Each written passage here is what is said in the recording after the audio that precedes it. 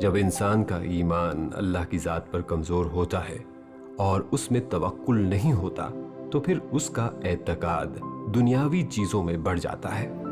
روپے میں، مال و زر میں، بچتوں اور جمع پونجیوں میں۔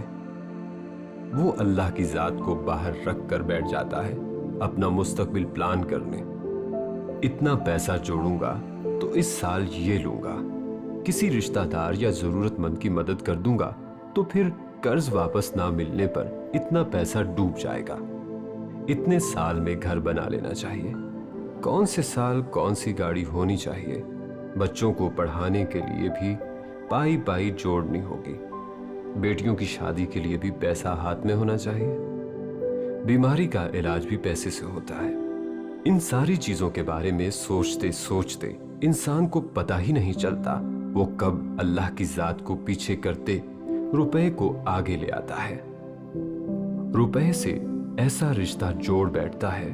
کہ اس سے علیحدگی کا تصور بھی نہیں کر پاتا، اس کی افزائش اور بڑھوتری پر خوشی سے پاگل ہوا جاتا ہے، اس سے اثاثے بنا لینے پر اپنی اور اپنے بچوں کی زندگی اور مستقبل کو محفوظ سمجھتا ہے۔ یہ اس پیسے کی ہرس کا شیطانی اثر ہے جس سے انسان کو لگتا ہے دنیا کا سسٹم چلتا ہے، حالانکہ دنیا کا نظام تو اللہ چلاتا ہے۔ وہ لمحہ بھر میں سالوں کی جمع پونجیاں خاک کر دے، اللہ کو نظر انداز کر کے حرام کے ذریعے بنائے جانے والے اثاثوں کو انہی کے ہاتھوں تباہ و برباد کر دے۔